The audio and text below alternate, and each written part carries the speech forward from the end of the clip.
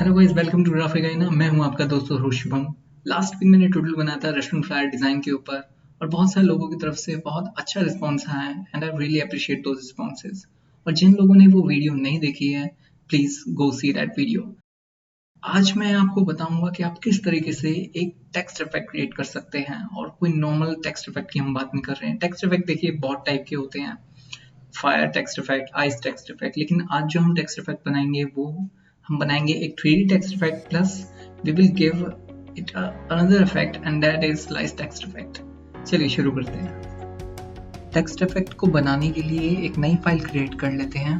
उसके लिए आप फाइल पे जाके न्यू पे क्लिक करें and name it as 3D slice text effect.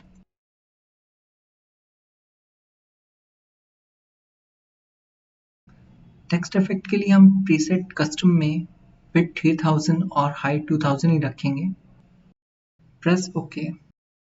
Layer panel में डबल क्लिक करके अनलॉक करें लेयर को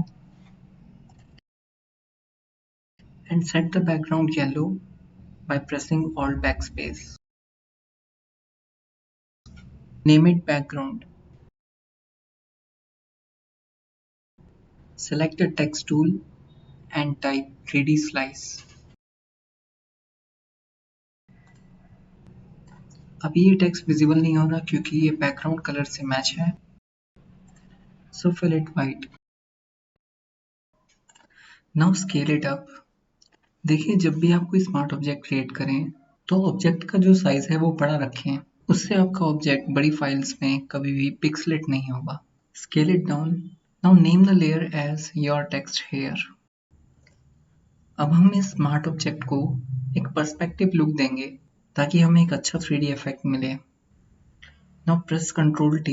By pressing Ctrl, move the anchor points to make it perspective.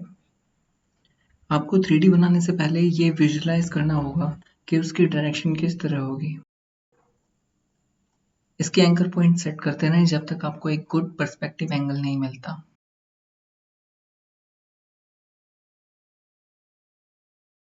I think this angle is perfect.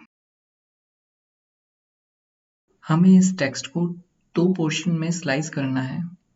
उसके लिए आप pen tool लीजिए और एक पाथ क्रिएट करिए जहां से आपको स्लाइस इफेक्ट दिखाना है। स्ट्रेट स्लाइस इफेक्ट इतना अच्छा नहीं लगता, इसलिए मैं एक डायगोनल स्लाइस इफेक्ट दूंगा इसे। और आपका हर लेटर उस कट में आना चाहिए। अब इस पाथ को कंप्लीट करते हुए एक सिलेक्शन बनाइए। अब हमें इस सिलेक्शन को स्मार्ट ऑब्जेक्ट पे मास्क करना है।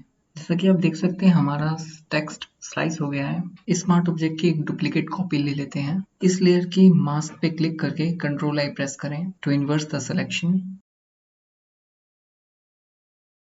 हमारे दोनों पार्ट रेडी हैं, टॉप भी और बॉटम भी।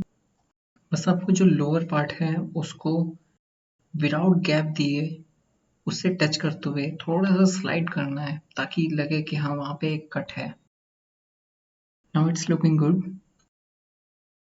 हमारा टेक्स्ट दो लेयर पे सेट है और दोनों ही स्मार्ट ऑब्जेक्ट हैं।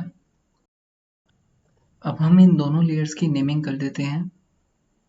जो टॉप की लेयर है उसके आगे टॉप ऐड करें और जो बॉटम की उसके आगे बॉटम। अब हमारा स्लाइस इफेक्ट रेडी है और 3D इफेक्ट के लिए हमें ब्लेंडिंग ऑप्शन में इन दोनों लेयर्स पे ड्रॉप शेडो ऐड करनी होगी। ड्रॉप शेडो में ब्लेंड ऑप्शन मल्टीप्लाई रखें।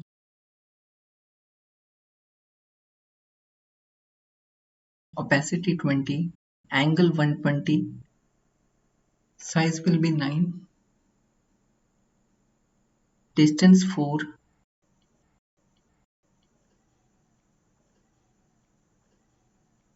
और maybe 3 is good. Press OK. अब हमारी ड्रॉप शेडो ऐड हो गई है। इस लेयर स्टाइल को कॉपी करके दूसरी लेयर पे पेस्ट करें ताकि दोनों में ड्रॉप शेडो का इफेक्ट सेम हो। अब ये वाला पार्ट बहुत ज़रूरी है, इसे ध्यान से समझें। इन दोनों लेयर को सिलेक्ट करके ऑल्ट प्रेस रखें और अप एरो की से इसकी कॉपी बनाते रहें। याद रखें इसकी डायरेक्शन एक ही मोशन में चलनी चाहिए। आप देखेंगे कि इसमें 3D इफेक्ट क्रिएट हो रहा है क्योंकि लेयर्स की कॉपी एक के ऊपर एक बनती जा रही हैं। मैंने इसकी एटलीस्ट 20 कॉपीज ली हैं। आप चाहें तो ज़्यादा भी ले सकते हैं और कम भी ले सकते हैं। ऊपर की 2 लेयर को सेलेक्ट करके एक ग्रुप बना लेते हैं टॉप लेयर्स का, और मिड वाली जितनी भी लेयर्स हैं उसके ग्रुप का नाम रखिए 3D लेयर्स। बस आप बॉटम से 2 लेयर्स छोड़ देना, क्योंकि उन दोनों लेयर्स को ग्रुप बना के हम एक डेप्थ क्रिएट करने की कोशिश करेंगे। उन दोनों लेयर्स को भी सिलेक्ट करके एक कॉमन ग्रुप बना लेते हैं शैडो के नाम से, एंड लास्ट बैकग्राउंड को भी हम ग्रुप में डाल देते हैं।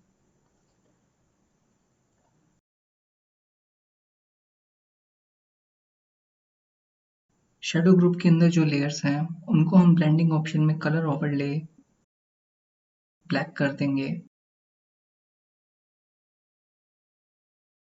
और ऑल्ट के साथ इफेक्ट को ड्रैग करते हुए दूसरी लेयर पे भी सेम इफेक्ट अप्लाई कर देंगे।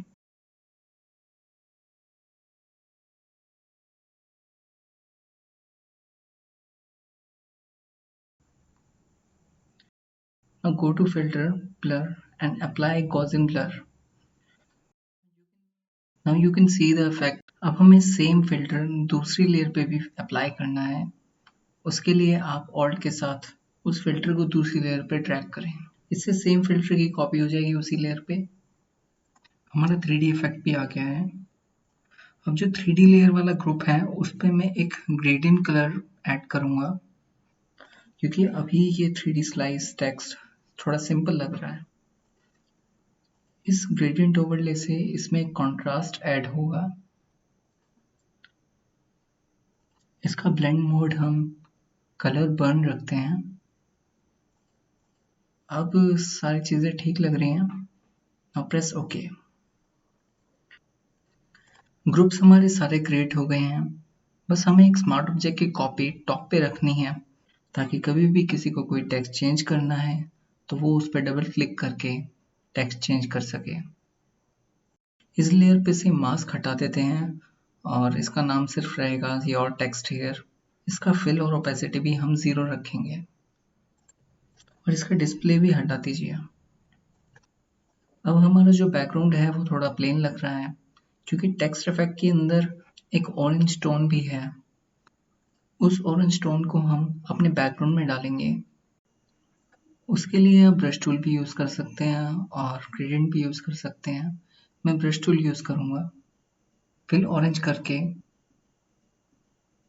एक येलो कलर का ब्रश सेंटर में अप्लाई करें। अब आप देखेंगे हमारा जो बैकग्राउंड है वो काफ़ी अच्छा लग रहा है। और अब मैं जो कर रहा हूँ वो ऑप्शनल है, आप चाहें तो कर सकते हैं या नहीं कर सकते हैं। अगर आप करेंगे तो बहुत अच्छी चीज़ है उस चीज़ को करना। मैं हर ग्रुप को एक डिफरेंट कलर दूंगा। इससे हमारी फाइल काफ़ी सिस्टमैटिक लगती है और विजुअली भी काफ़ी अपीलिंग लगती है। हमारा 3D स्लाइस इफेक्ट रेडी है, जिसमें हमने स्मार्ट ऑब्जेक्ट यूज़ करा हुआ है, और आप जो चाहे टेक्स्ट उसमें लिख सकते हैं और वो इफेक्ट ऑटोमेटिकली उस पर अप्लाई हो जाएगा। और अगर आपको इस इफेक्ट को डाउनलोड करना है तो आप मेरी वेबसाइट पे जाके इसे डाउनलोड कर सकते हैं। लिंक मैंने डिस्क्रिप्शन में मेंशन किया हुआ है। आई होप आप लोगों को ये ट्यूटोरियल पसंद आया, and if you like what you saw please do like it, share it with your friends and tell me your views in the comment section below. और मैं आगे भी इसी तरीके से आप लोगों के लिए अमेजिंग कंटेंट अपलोड करता रहूँगा। And don't forget to subscribe to my channel. मिलते हैं नेक्स्ट वीक, तब तक के लिए गुड बाय।